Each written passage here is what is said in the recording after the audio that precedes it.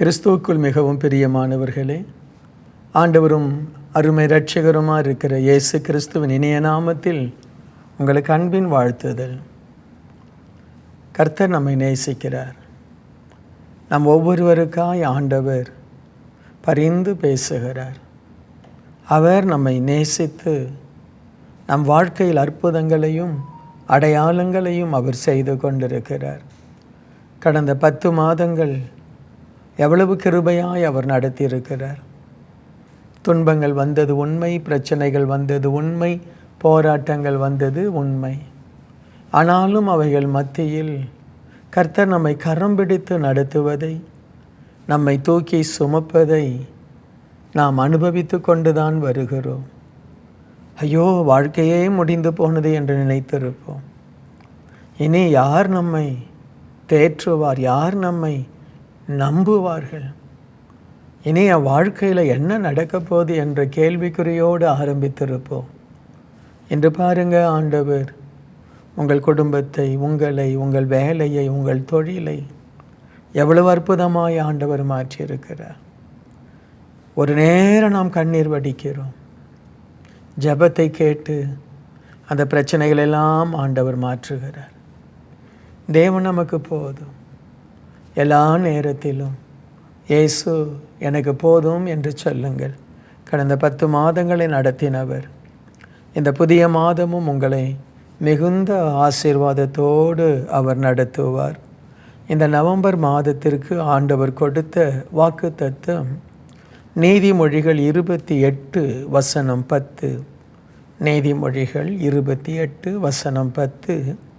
முடிந்தால் வேதத்தை திறந்து அந்த வசனத்தை வாசியுங்க. உத்தமர்களை மோசப்படுத்தி பொல்லாத வழியில் நடக்கிறவன் தான் வெட்டின குழியில் தானே விழுவான். உத்தமர்களோ நன்மையை சுதந்தரிப்பார்கள். உத்தமர்களோ நன்மையை சுதந்தரிப்பார்கள். ஆண்டவர் இன்று உங்களுக்கு சொல்கிறாரு, அந்த கடைசி வார்த்தை, நன்மையை சுதந்தரிப்பாய், நன்மையை சுதந்தரிப்பாய். பிரியமானவர்களே, ஒவ்வொருத்தர் ஒவ்வொரு நன்மைக்காய் ஏங்கிக் கொண்டிருப்பாங்க.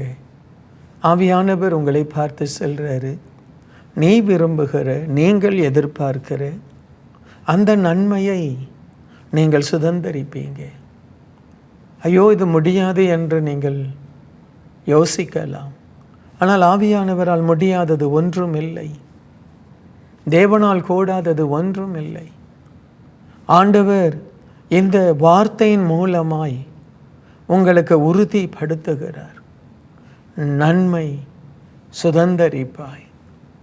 பிரியமான மகனே, மகளே, நீ நன்மையை சுதந்தரிக்க வேண்டும் என்கிற தேவ திட்டத்தினால்தான் இந்த செய்தியை நீங்கள் கேட்டுக்கொண்டிருக்கிறீர்கள். நீங்கள் நன்மையை சுதந்தரிக்க வேண்டும் என்கிற அந்த தேவ திட்டம் உங்கள் மேல் இருக்கிறது. ஆகவே தான் இந்த வார்த்தையை நீங்கள் கேட்கிறீர்கள். தயவாய் இயேசுவின் நாமத்தினாலே எனக்கு நன்மை வருகிறது என்று சொல்லுங்கள். நான் நன்மையை சுதந்தரிக்கிறேன் என்று சொல்லுங்கள். அதே நேரத்தில் பிரியமானவர்களே, சில நன்மைகள் உடனே கிடைக்கும், ஒரு மாதத்தில் கிடைக்கும், ஒரு சில நாட்களில் கிடைக்கும். உடனே உங்கள் கதவை தட்டி உங்களுக்கு ஒரு அற்புதத்தை ஆண்டவர் செய்து விடுவார். ஆனால் சில நன்மைகள், மேன்மையான நன்மைகள், நாமும் அதற்கு ஆயத்தமாக வேண்டும். தேவனும் அதை நமக்கு தர வேண்டும். பாருங்க, தராசு 2 பக்கமும் சரியானபடி இருக்கணும். பாருங்க, ஒரு பக்கம் தேவன், ஒரு பக்கம் வேத வசனம், இன்னொரு புறம் நாம்.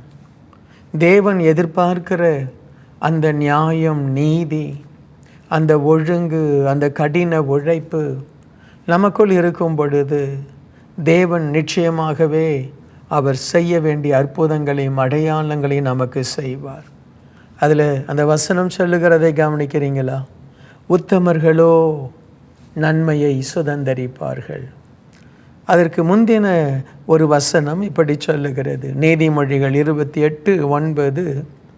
வேதத்தை கேளாதபடி தன் செவியை விலக்குகிறவனுடைய ஜெபமும் அருவருப்பானது. எவ்வளவோ பேர் ஜெபிக்கிறாங்க, ஆனால் அவர்களுடைய ஜெபம் ஆசீர்வாதமாக இருக்க வேண்டுமானால் வேதத்தை அவர்கள் கேட்கிறவர்கள், வேதத்தை தங்கள் இருதயத்தில் நிரப்புகிறவர்கள், வேதத்தின்படி வாழ தங்களை ஒப்பு கொடுக்கிறவர்கள், பரிசுத்த வேதாகமத்தில் இருக்கிற எல்லா நியாயங்களையும் எல்லா பரிசுத்த காரியங்களையும் ஒரு மனுஷன் செய்ய முடியாது. ஆனால் நமக்காய் இரத்தம் சிந்தின இயேசு நம்மை அந்த பரிசுத்தமான வாழ்க்கையில் கொண்டு வர அவர் தம்முடைய பரிசுத்த ஆவியானவரை, தம்முடைய கிருபையை நமக்கு கொடுக்கிறார். ஆகவே தான் மனுஷன் தேவ ஆலயத்திற்கு வர வேண்டும், வசனங்களை கேட்க வேண்டும், பரிசுத்த ஆவியினாலே நிரம்பி ஜெபிக்க வேண்டும். அப்பொழுது ஆண்டவர் தம்முடைய கிருபையினாலே நம்முடைய குறைகளை எல்லாம் மன்னிக்கிறார், நம்மை சீர்படுத்துகிறார். பாருங்க, ஒரு மனிதர் ஆலயத்திற்கு வரும் பொழுது அதற்கு முன்பு அவருடைய வாழ்க்கையில் பல குறைகள் இருக்கும். ஆனால் ஆலயத்திற்கு வந்து ஆண்டவருடைய சத்தியத்தை கேட்க கேட்க அவருடைய வாழ்க்கை பாருங்க அவ்வளவு மேன்மையாய் மாறுகிறது. குடும்பத்தில் அவரை பார்த்து ஆச்சரியப்படுறாங்க. என் கணவர் மாறிட்டார், என் மகன் மாறிட்டான், என் பிள்ளைகள் மாறிவிட்டார்கள்.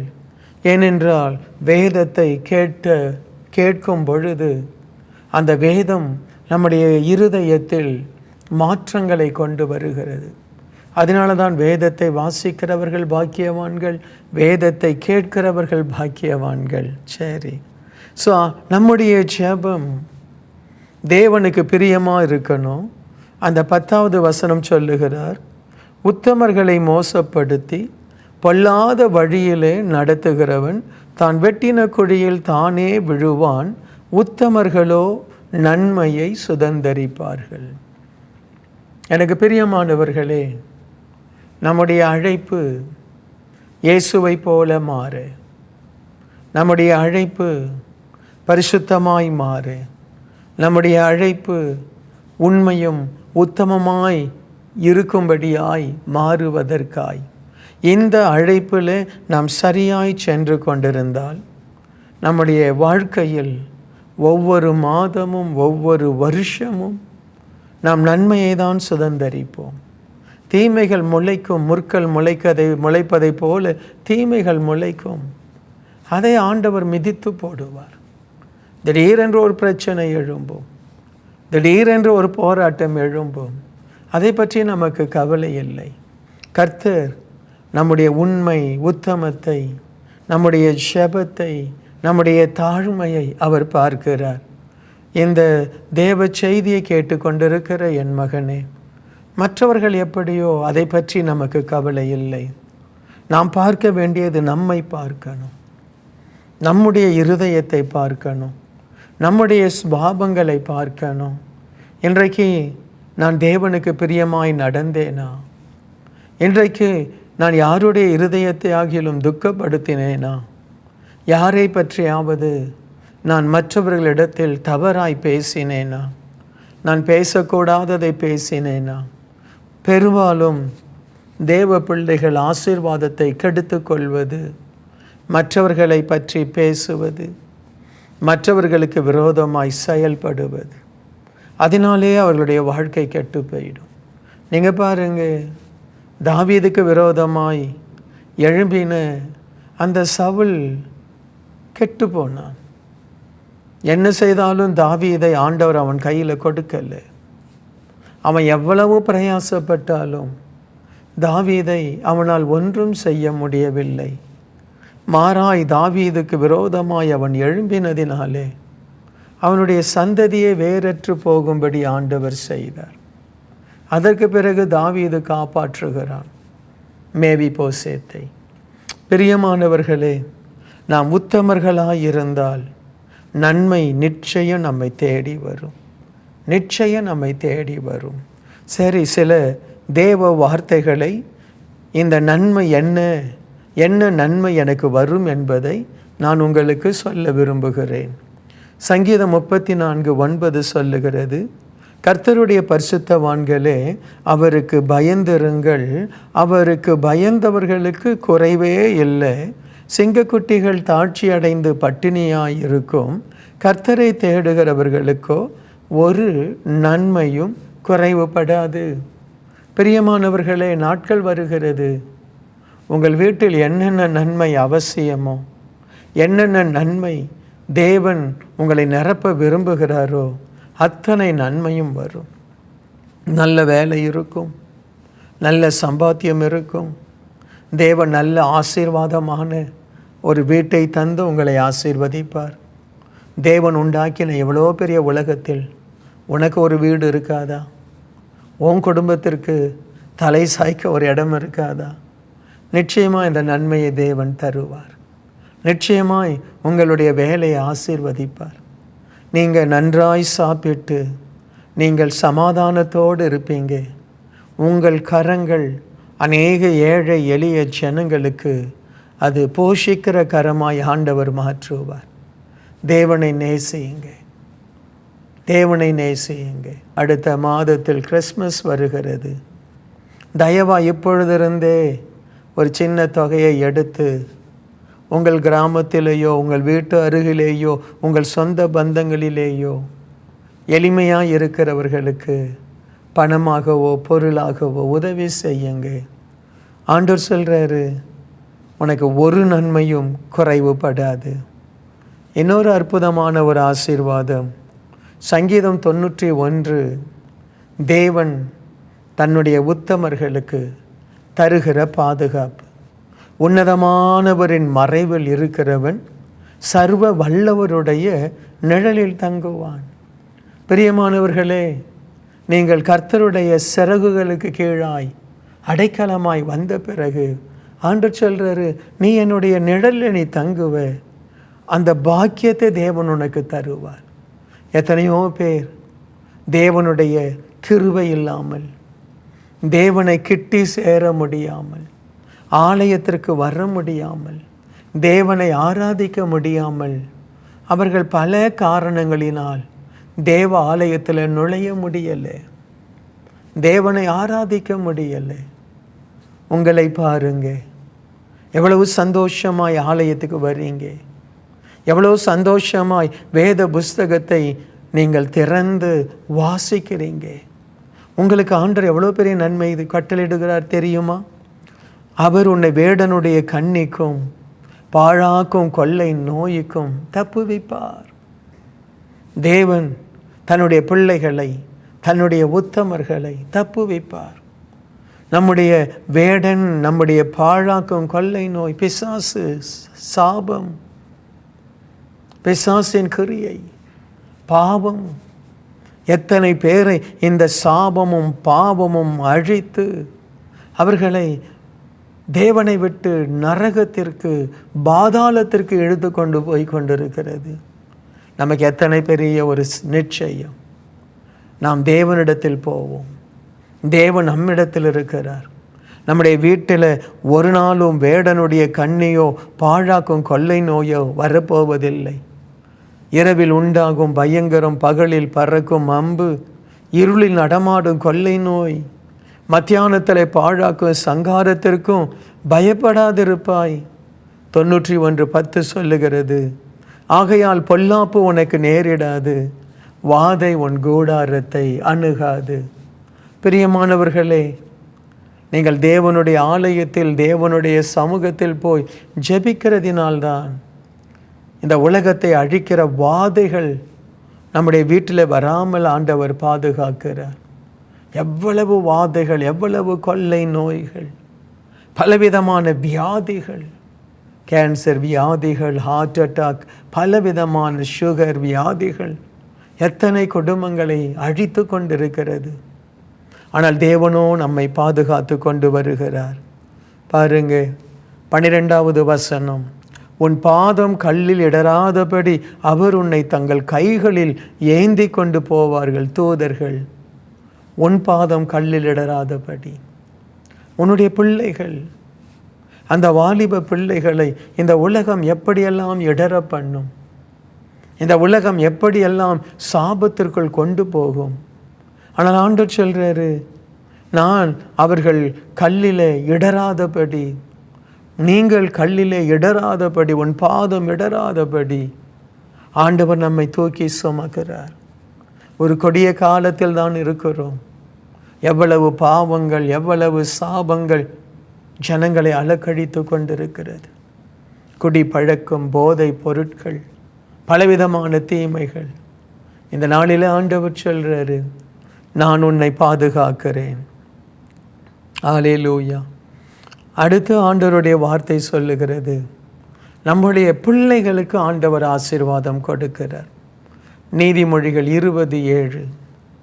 நீதிமான் தன் உத்தமத்தில் நடக்கிறான், அவனுக்கு பிறகு அவன் பிள்ளைகளும் பாக்கியவான்களாயிருப்பார்கள். இன்றைக்கு உலகத்தில் அநேகருடைய பெரிய கவலை என்ன தெரியுமா?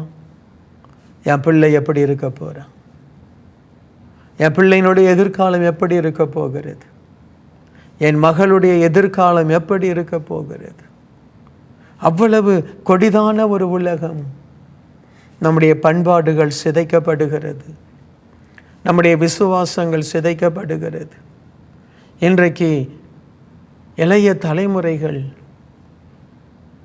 எங்கேயோ போய் கொண்டிருக்கிறார்கள், தேவனை அறியல்ல.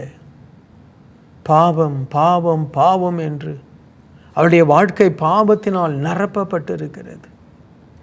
கடின உழைப்பு இல்லை, அநேகர் படிப்பதில்லை, அநேகர் ஒரு சரியான வேலையில் போய் கஷ்டப்பட்டு உழைத்து முன்னுக்கு வர விரும்புவதில்லை.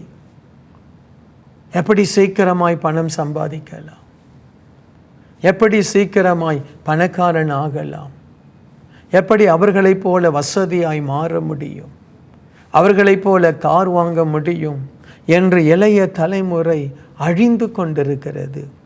ஆனால் ஆண்டவர் சொல்றாரு, உத்தமர்களோ, தேவனை நேசிக்கிற உத்தமர்களோ நன்மையை சுதந்தரிப்பார்கள். நீதிமான் தன் உத்தமத்திலே நடக்கிறான், அவனுக்கு பிறகு அவன் பிள்ளைகளும் பாக்கியவான்களாயிருப்பார்கள்.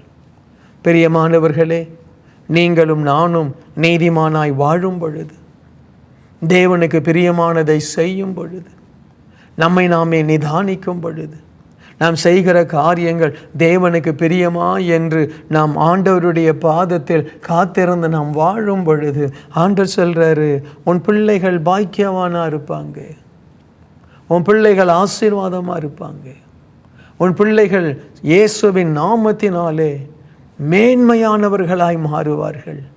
நம்மை விட நீதி உள்ளவர்களாய், நம்மை விட தேவ பக்தி உள்ளவர்களாய், நம்மை விட நல்ல சமுதாயத்தில் உயர்த்தப்படுவார்கள்.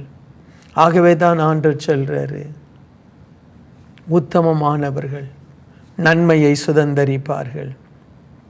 இன்னும் சங்கீதம் 112:1 ஆண்டவர் சந்ததியை குறித்து சொல்றாரு, அல்லேலூயா, கர்த்தருக்கு பயந்து அவர் கட்டளைகளில் மிகவும் பிரியமாக இருக்கிற மனுஷன் பாக்கியவான்.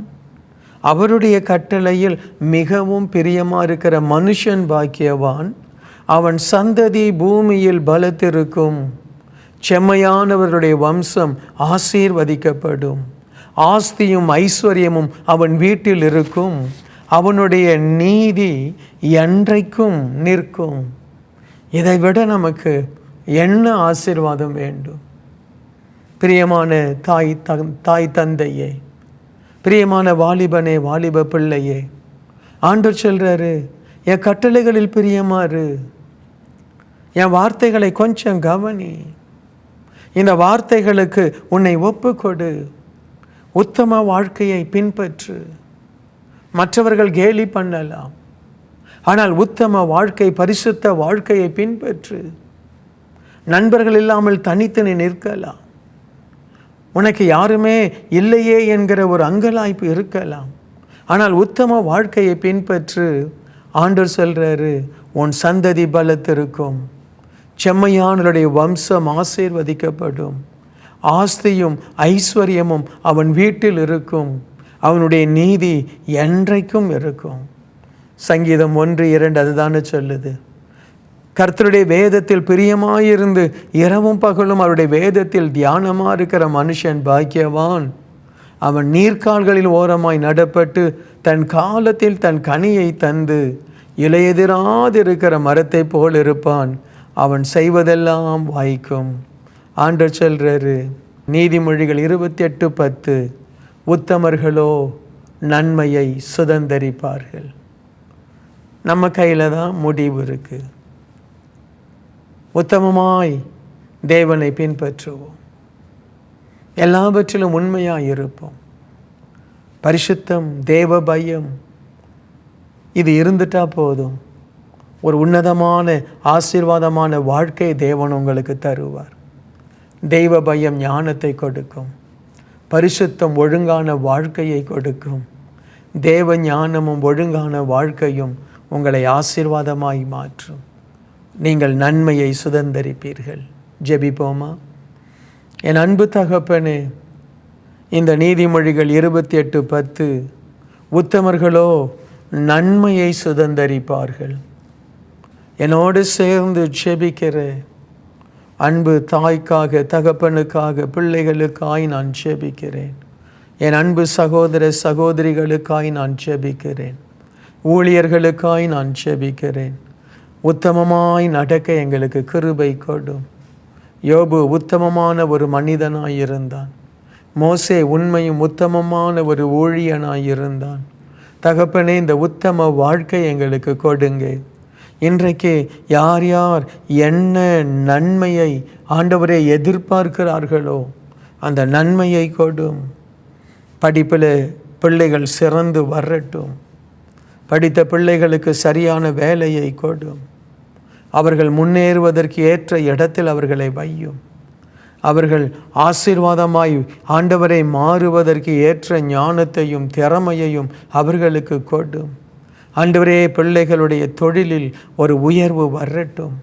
ஆண்டவரே, கடன் சுமைகளை சீக்கிரத்தில் அடைத்து செழிப்படைய பண்ணும். ஆண்டவரே, நல்ல நிலைமைக்கு கொண்டு வரும். அவர்கள் ஆரம்பித்திருக்கிற அந்த தொழில் ஆசீர்வதிக்கப்படட்டும். அவர்கள் கட்ட ஆரம்பித்த அந்த வீட்டை கட்டுவதற்கு தேவன் உதவி செய்யும். கர்த்தர் வீட்டை கட்டி கொடும். கர்த்தர் தொழிலை கட்டி கொடும். அவர்கள் கட்ட ஆரம்பித்த அந்த சபையை கர்த்தர் கட்டி கொடும்.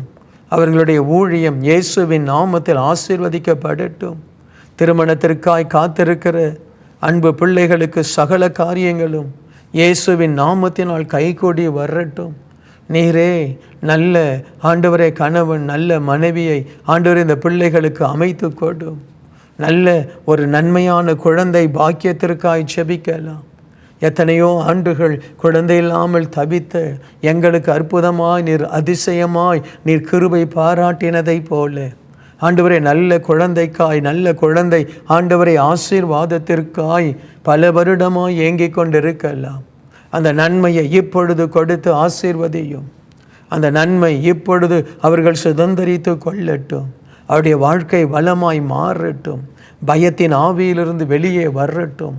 பொல்லாத பிசாசின் வல்லமைகள், சாபங்கள், ஆண்டவரே பலவிதமான பில்லி சூனிய கட்டுகள் இப்பொழுது இயேசுவின் நாமத்தினாலே அறுக்கப்பட்டு உம்முடைய பிள்ளைகள் விடுதலையாகும்படி ஜெபிக்கிறேன். உம்முடைய வல்லமை அவர்கள் பெற்று ஆசீர்வாதமாய் மாறட்டும். உண்மையாய் அவர்கள் சாட்சி பகரட்டும். கர்த்தர் நன்மையை சுதந்தரிக்க பண்ணினார், எனக்கு கர்த்தர் நன்மையை சுதந்தரிக்க பண்ணினார் என்று அவர்கள் சந்தோஷப்படட்டும். ஒவ்வொருவரையும் வாழ்த்துகிறேன், ஆசீர்வதிக்கிறேன். இயேசுவின் நாமத்தில் ஜெபிக்கிறேன் பிதாவே. ஆமேன், ஆமேன், ஆமேன். பிரியமானவர்களே, கர்த்தர் உங்களை ஆசீர்வதிப்பார். நீங்கள் எங்களோடு தொடர்பு கொள்ள விரும்பினால் எங்களுடைய சிங்கப்பூர் மற்றும் இந்தியா வாட்ஸ்அப் நம்பரோடு நீங்கள் கனெக்ட் ஆகி நீங்கள் எங்களோடு கூட தொடர்பு கொள்ளலாம். உங்கள் ஜெப விண்ணப்பங்களை எங்களுக்கு அனுப்புங்கள். நாங்கள் உங்களுக்காய் ஜெபிப்போம், உங்களுக்கு பதில் அனுப்புவோம். கர்த்தர் உங்களோடு இருப்பார். கர்த்தர் உங்களை ஆசீர்வதிப்பார். God bless you. அன்பார்ந்த நேயர்களே, இந்நிகழ்ச்சியின் மூலம் நீங்கள் பெற்றுக்கொண்ட ஆசீர்வாதங்களை எங்களோடு பகிர்ந்து கொள்ளுங்கள்.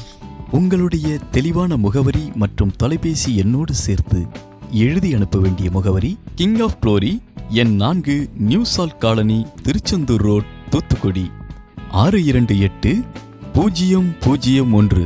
உங்கள் ஜெபத் தேவைகளுக்கு எங்களை தொடர்பு கொள்ள வேண்டிய தொலைபேசி எண்கள் 0414200675 மற்றும் 8220014177.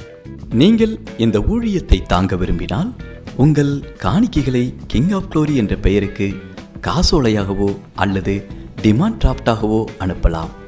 எங்கள் account number 120213500003195. Bank Karur Vysya bank, branch Thoothukudi. IFSC code KVBL 0001202. தயவு செய்து உங்கள் தசம பாகங்களை எங்களுக்கு அனுப்ப வேண்டாம், அது உங்கள் சபைக்குரியது. தேவன் உங்களை ஆசீர்வதிப்பாராக.